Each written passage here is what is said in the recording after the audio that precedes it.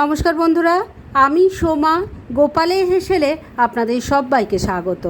এই হাঁসফাঁস গরমে শরীর ভালো রাখতে, পেট ভালো রাখতে নামমাত্র তেল মশলায় লাউয়ের এক দুর্দান্ত স্বাদের রেসিপি আপনাদের সাথে শেয়ার করছি। তাই চলুন আর একটুও সময় নষ্ট না করে রান্নাটা করে ফেলি। আজকে এই গরমের উপযোগী অত্যন্ত তৃপ্তিকর রান্নাটা করার জন্য আমি কড়াইয়ে অল্প জল নিয়ে গরম করে নিয়েছি। এর মধ্যে এবার দিয়ে দেব লাউ। আমি একটা ছোট সাইজের লাউকে ঝিরিঝিরি করে কেটে নিয়েছি, সেটাই দিয়ে দিচ্ছি। কেটে রাখা সমস্ত লাউটা দিয়ে দিয়েছি। এবার এর মধ্যে পরিমাণ মতো নুন দিয়ে দিচ্ছি। এই লাউটাকে এবার সেদ্ধ করে নেব।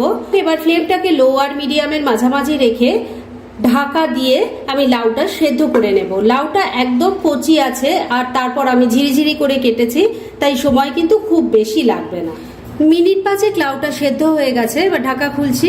লাউটা এখন খুব সুন্দরভাবে বয়েল হয়ে গেছে। আর দেখুন, এর মধ্যে কিন্তু খুব বেশি পরিমাণ জল নেই। যতটুকু জল আছে এইটুকু জল কিন্তু রান্নাতেই লাগবে, কেননা রান্নাতে আর এক্সট্রা জল দেওয়া যাবে না। সেজন্যই যখন লাউটা সেদ্ধ করবেন তখন জলটা খুব বুঝে দিতে হবে, যাতে লাউয়ের মধ্যে খুব বেশি পরিমাণ জল না হয়ে যায়। যাই হোক, এবার এটাকে আমি নামিয়ে নিচ্ছি আর নেক্সট স্টেপের দিকে এগোচ্ছি। লাউটাকে সেদ্ধ করে তো রেখে দিয়েছি। এবার মূল রান্নাটা শুরু করব। সেজন্য কড়াইয়ে সর্ষের তেল গরম করে নিয়েছি। এর মধ্যে প্রথমে দিয়ে দিচ্ছি অল্প একটু কালো সর্ষে। আমি এখানে কালো সর্ষে দিলাম, আপনারা চাইলে সাদা সর্ষেও দিতে পারেন। এর সাথে দিয়ে দিচ্ছি অল্প একটু রাঁধুনি, দিয়ে দিচ্ছি একটা তেজপাতা আর দুটো কাঁচা লঙ্কা। এই রান্নাটায় কিন্তু শুকনো লঙ্কার ব্যবহার হয় না। এবার ফোড়নটাকে কয়েক সেকেন্ড একটু ভাজা ভাজা করে নিচ্ছি। বন্ধুরা, আপনারা আমার রেসিপি দেখার সাথে সাথে আমার ফেসবুক পেজ গোপালের হেসেল, তাতেও ভিজিট করতে পারেন। ডেসক্রিপশন বক্সে লিংক দেওয়া আছে। ফোড়নটাকে কয়েক সেকেন্ড একটু ভাজা ভাজা করে নিয়েছি। এর থেকে এখন খুব সুন্দর গন্ধ বেরোচ্ছে। এবার এর মধ্যে সেদ্ধ করে রাখা লাউটা দিয়ে দিচ্ছি। ভালো করে মিশিয়ে নিচ্ছি। লাউটাকে সবকিছুর সাথে ভালো করে মিশিয়ে নিলাম। এবার এর মধ্যে দিয়ে দেব আদা বাটা 1 চামচ, দিয়ে দিচ্ছি 1 চামচ রাঁধুনি বাটা, অল্প একটু চিনি দিয়ে দিলাম। এই রান্নায় কিন্তু কোনো রকম হলুদের গুঁড়োর ব্যবহার হয় না। সবজি আর সামান্য মশলা যা পড়লো তাই থেকেই কিন্তু খুব সুন্দর একটা কালার চলে আসে। ভালো করে সবকিছু মিশিয়ে নিলাম। নুন আমি আগেই দিয়েছি লাউ সেদ্ধ করার সময়, তাই নুন কিন্তু আর এখানে দেইনি আমি। পরে একবার আমি টেস্ট করে দেখব, যদি দরকার হয় তখন দিয়ে দেব। এবার ফ্লেমটাকে মিডিয়ামে রেখে 3-4 মিনিট রান্নাটা করে নিচ্ছি। মিনিট 3 রান্নাটা হয়ে গেছে।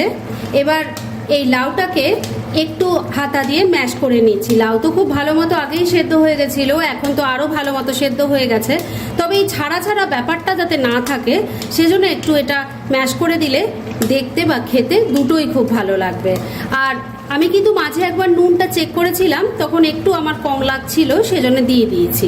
আপনারাও কিন্তু নিজেদের পছন্দ মতো নুন মিষ্টিটা চেক করে নেবেন। লাউটাকে একটু ম্যাশ করে নিয়েছি। এবার কিন্তু রান্না আমার একদম রেডি। গরম ভাতের সাথে এই লাউয়ের রান্নাটা গরমকালে কিন্তু খেতে ভীষণ ভালো লাগে আর শরীরের জন্যও ভীষণ ভালো। আগে যদি এভাবে না ট্রাই করে থাকেন, সবার কাছে রিকোয়েস্ট রাখবো একবার ট্রাই করে দেখুন, আর তারপর কেমন লাগলো প্লিজ কমেন্ট করে জানাবেন। যাই হোক, রান্নাটা তো রেডি। গ্যাস বন্ধ করে দিলাম। এবার মিনিট 2 জন্য স্ট্যান্ডিং টাইমে একটু ঢাকা রাখলাম আর তারপর সার্ভ করে দেখাচ্ছি। ফ্রেন্ডস, আমার আজকের এই নামমাত্র তেল মশলায় লাউয়ের দুর্দান্ত স্বাদের রেসিপি একদম রেডি হয়ে গেছে এবং আমি সার্ভ করে দিয়েছি। এই অসহ্য গরমে এই রান্নাটা কিন্তু খেতে ভীষণই ভালো লাগবে। আগে যদি এভাবে না ট্রাই করে থাকেন, আমার রেসিপিটা দেখে একবার ট্রাই করতে পারেন, আর তারপর কেমন লাগলো সেটা প্লিজ কমেন্ট করে জানাবেন। এরকম ধরনের অনেক ভালো ভালো নিরামিষ রান্নার রেসিপি আপনারা গোপালের হেসেল সার্চ করলেই পেয়ে যাবেন, যার মধ্যে থেকে কিছু কিছু আমি সাজেস্টেড বক্সেও দিয়ে দেবো, সেখান থেকেও আপনারা দেখে নিতে পারেন। তাই গোপালের হেসেল অবশ্যই ভিজিট করুন। আর আপনারা কেমন ধরনের রেসিপি চাইছেন সেটাও কিন্তু আমাকে জানাতে পারেন। আমি চেষ্টা করব সেই সব রেসিপিগুলো আপনাদের সাথে শেয়ার করার। আর আমার আজকের এই রেসিপি যদি আপনাদের ভালো লাগে আর ইউজফুল বলে মনে হয়, তাহলে যারা এখনও আমার চ্যানেলটাকে সাবস্ক্রাইব করেননি তারা প্লিজ সাবস্ক্রাইব করুন। তাহলে আজকের মতো এখানেই শেষ করছি। পরদিন আবার এরকমই কোনো ভালো রেসিপি নিয়ে চলে আসব। আপনারা সবাই খুব ভালো থাকুন, সুস্থ থাকুন।